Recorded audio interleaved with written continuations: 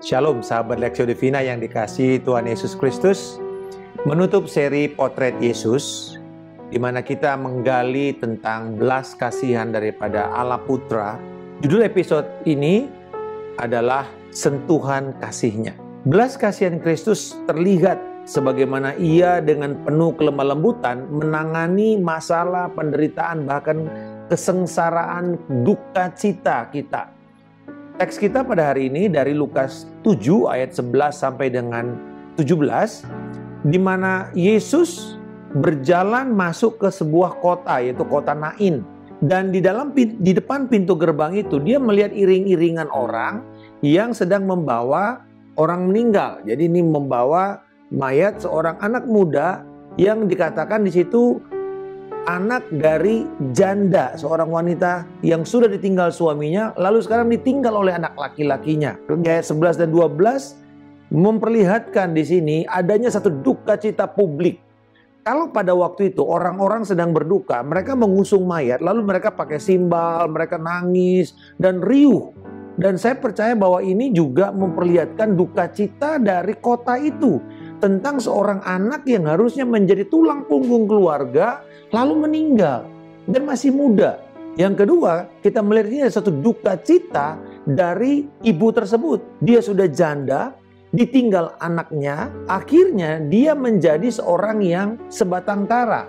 Di dalam budaya Palestina pada saat itu, bila seorang wanita ditinggal suaminya menjadi janda, dia langsung turun derajat begitu jauh, seperti wanita yang ada di dalam kelompok terpinggirkan. Tidak beda dengan pengemis. Bayangkan sahabat sekalian, setelah menguburkan anak ini dalam kedukaannya, dia bangun besoknya dan dia tahu bahwa hidupnya sudah penuh dengan keputusasaan.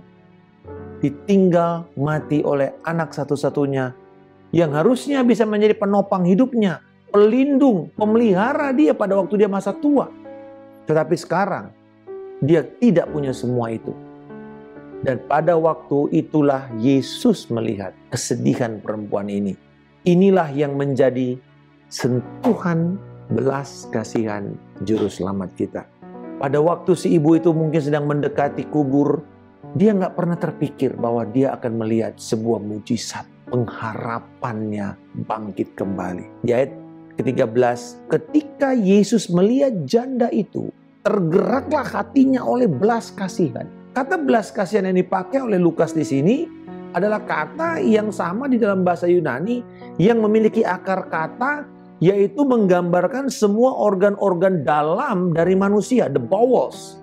Bowels ini yang melibatkan itu adalah liver atau hati, lalu kemudian juga jantung, paru-paru, ginjal, dan kalau kita bilang bahasa hewan ini jeroan.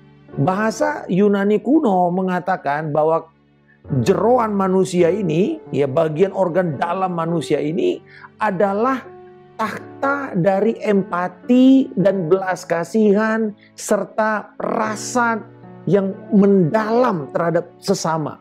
Dan itulah yang terjadi kepada Yesus ketika dia melihat kesedihan ini. Seluruh tubuh fisiknya ini seperti semuanya seperti berpengaruh dengan kesedihannya itu. Dan dia bukan cuma sedih nangis. Dia katakan bahwa kesedihannya ini seperti pada waktu Yohanes menggambarkan ini pada waktu Yesus melihat Maria dan Marta, temannya ini, yang ditinggal mati oleh saudara laki-lakinya Lazarus. Dan hal yang sama, mereka juga akan menjadi perempuan yang terpinggirkan, tidak punya proteksi lagi dalam hidup mereka. Dan di situ Yesus juga sama tergerak, bahkan dia menangis. Yesus memperlihatkan bahwa belas kasihan itu bukan sekedar ditahan. Belas kasihan Yesus Kristus yang luar biasa didasarkan atas ketidakberdosaannya, atas ketidakegoisannya. Dia tidak fokus kepada dirinya. Sementara kita punya persoalan di dalam belas kasihan, yaitu dosa, fokus kepada diri sendiri, kita egois, sehingga itu menghambat kemampuan kita untuk peduli terhadap sesama kita. Susah untuk menjadi empati. Karena kita hanya memikirkan diri sendiri. Belum lagi kita gagal di dalam penyangkalan diri. Bukan saya yang utama, tetapi Yesus sebaliknya. Penyangkalan diri Yesus dan juga keadaannya yang tidak berdosa memungkinkan dia untuk bisa bergerak dengan penuh simpati dan juga belas kasihannya. Belas kasihan dan empati Yesus yang paling dalam ini adalah hal yang nyata. Ini bukan dibuat-buat, ini bukan drama. Inilah sifat Allah. Bahkan dalam perjanjian lama, kata ini diperlihatkan dalam kata chesed. Chesed itu ada 250 kali disebutkan dalam perjanjian lama, yaitu kasih setia yang begitu dalam. Sekalipun manusia gagal, tidak taat, tapi Tuhan tetap punya kerinduan untuk merangkul anak-anak ini, untuk menjangkau mereka, untuk mencari mereka, untuk berbelas kasihan kepada mereka. Dan chesed ini juga dikatakan dalam Ratapan 3, tak berkesudahan kasih setia Tuhan, tak habis-habisnya rahmatnya, selalu baru tiap pagi, besar kesetiaanmu. Tuhan adalah bagianku, kata jiwaku, oleh sebab itu aku berharap kepadanya. Chesed daripada Tuhan ini, kasih setia Tuhan ini yang selalu baru, yang tidak pernah usang, lalu kemudian ada pengharapan. Selama kita bangun pagi, maka selama itu juga ada harapan baru. Ada kasih setia Tuhan yang baru. Dan kasih setia Tuhan itu akan memungkinkan kita untuk menghadapi setiap kedukaan kita. Mungkin saja kita sedang mengalami perasaan duka, kesedihan, atau trauma yang mendalam, yang sulit untuk kita ungkapkan, yang kita tidak bisa cerita kepada banyak orang. Tapi hari ini ada kabar baik. Yesus sanggup memahami penderitaan sahabat sekalian. Bukan cuma dia memahami, tapi dia sanggup untuk mengakhirinya, sehingga kita tidak perlu menjadi korban bunuh diri berikutnya. Yesus bukan hanya sedih. Yesus bukan hanya memperlihatkan satu simpati atau mungkin empati yang terdalam. Tetapi dikatakan bahwa dia memberikan ekspresi juga di dalam perkataannya. Dia berkata kepada janda itu, jangan menangis. Kalau kita menghadapi kedukaan, lalu kita pergi ke rumah duka, kita bertemu dengan orang yang sedang berduka. Coba kalau kita bilang jangan menangis. Wah, itu kelihatannya seperti satu teguran yang gak enak itu ya. Itu satu perkataan yang tidak sensitif. Itu seperti mengatakan, kamu jangan seperti anak kecil dong. Ayo jangan cengeng. Ternyata bukan itu maksudnya ketika Yesus mengatakan jangan menangis. Tetapi dia mau mengatakan, ibu, jangan terus-menerus engkau tinggal dalam kedukaan ini. Karena sebentar Yesus akan melakukan sebuah tindakan yang luar biasa yang tidak pernah terpikir oleh ibu ini. Jangan menangis adalah pembuka mujizat Yesus kepada manusia yang sedang berduka. Jangan menangis. Jangan terus tinggal di dalam duka cita. Ada harapan ketika Yesus siap menyentuh engkau. Ayat 14, sentuhannya yang luar biasa. Sambil menghampiri usungan itu, Yesus menyentuh mayat itu. Ini sesuatu yang cukup menarik. Karena dalam hukum Taurat, di dalam Bilangan pasal yang ke-19 ayat 11 dan 16, ada sebuah larangan untuk menyentuh orang yang sudah mati atau mayat. Bangkai binatang itu langsung kita jadi najis menurut hukum Taurat. Jadi bayangkan Yesus dengan sengaja untuk melanggar hukum Taurat sepertinya. Tetapi kan Alkitab berkata tidak ada satupun hukum Taurat yang digagalkan oleh Yesus, yang dilanggar oleh Yesus. Berarti kalau begitu apa yang membuat Yesus itu tidak melanggar hukum Taurat tentang hukum pentahiran? Ternyata Yesus sedang bergerak di atas hukum yang lebih tinggi, yaitu hukum yang Allah sendiri kehendaki. Karena hukum Taurat itu untuk menjaga manusia bisa tinggal dan menyadari akan kehadiran Allah. Tetapi karena Allah yang sedang hadir pada saat itu, Yesus bergerak di dalam hukum yang lebih tinggi, bergerak di dalam belas kasihan Allah. Yesus bergerak di dalam Hosea 6, dikatakan sebab aku menyukai kasih setia, chesed tadi, kasih setia dan bukan korban sembelihan. Di dalam Bilangan, struktur atau di dalam imamat, kalau orang berdosa salah atau harus kena najis, dia harus ditahirkan dengan darah binatang. Tapi di sini dikatakan aku melampaui semua itu. Kesetnya Tuhan itu melampaui semuanya. Dan kasih setia Tuhan di sini dalam bahasa Ibrani Chesed itu diterjemahkan dalam bahasa Yunani lewat Septuaginta sebagai kata belas kasihan, rahmat, compassion. Jadi belas kasihan Allah, Yesus Kristus mengalahkan sekedar tuntutan hukum Taurat. Dia bergerak di atas itu semua. Jadi dia tidak melanggar hukum Taurat sama sekali. Dia menggenapi hukum Taurat. Karena kemudian di atas hukum ini, seringkali kan karena hukum kita dibatasi. Kita nggak bisa bergerak lebih jauh. Yang artinya kalau orang mengatakan extra mile, kita melampaui batas-batas itu. Lalu dia memerintahkan kepada mayat anak muda ini. Hai anak muda, aku berkata kepadamu, bangkitlah. Nah, perintah ini disertai dengan mujizat dan kesembuhan. Tetapi perintah kebangkitan ini memperlihatkan bahwa Yesus memiliki kuasa kebangkitan.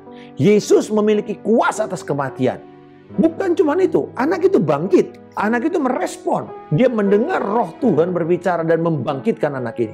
Lalu gemparlah semuanya. Wah, seorang nabi telah hadir di tengah-tengah kita. Nabi besar telah hadir di tengah-tengah kita. Kenapa mereka ngomong begitu? Karena orang Israel tidak pernah lupa akan sebuah kejadian dan satu nama, yaitu Elia.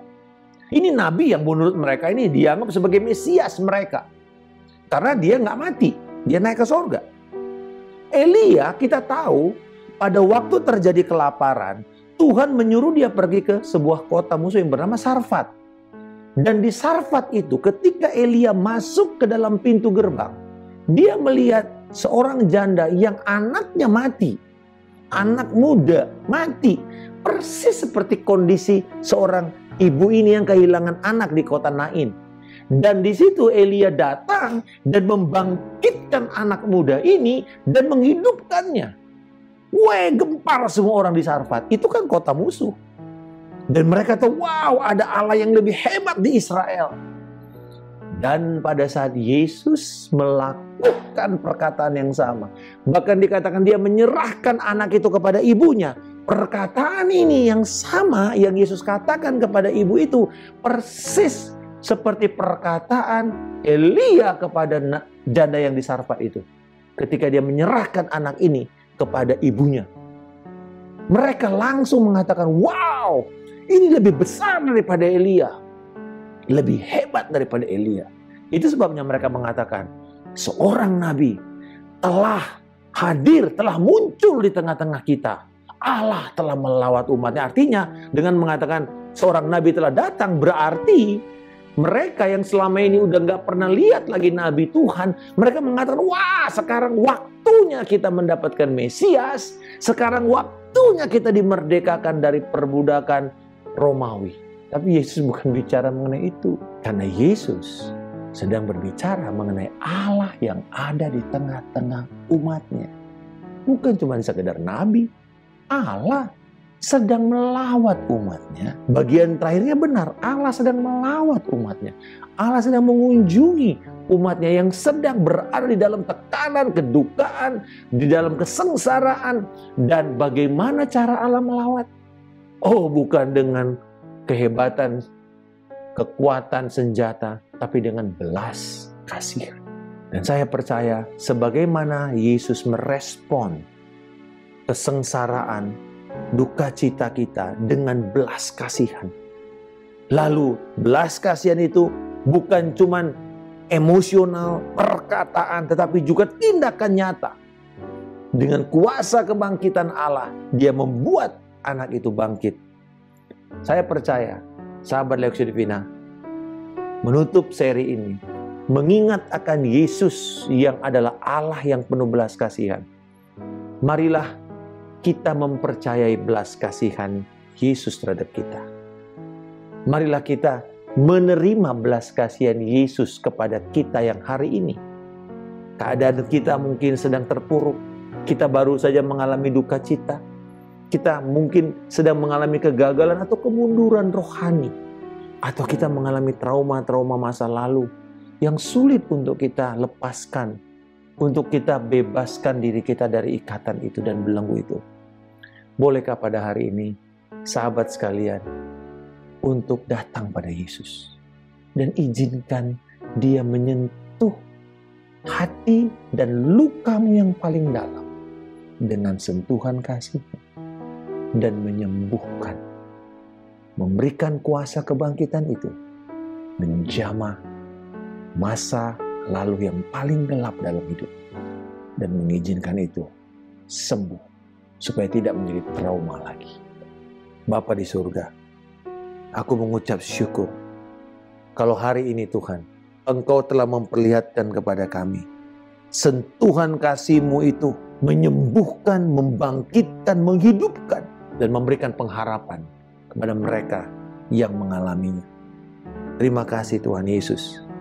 Hari ini kami bukan hanya mau menerima belas kasihan itu, merespon, tetapi kami juga mau menuruti teladan dari Engkau, agar kami bisa menyentuh saudara-saudara kami yang sedang mengalami keadaan yang terpuruk, menderita, dan mereka mengalami sentuhan kasih Tuhan, dan mereka ditolong.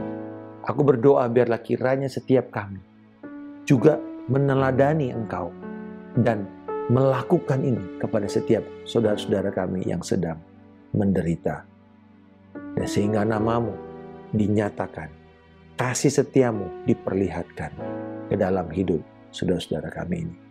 Di dalam nama Tuhan Yesus Kristus, kami berdoa dan mengucap syukur. Haleluya. Amin. Salam kemenangan. Saya Pendeta Markus Simanjuntak.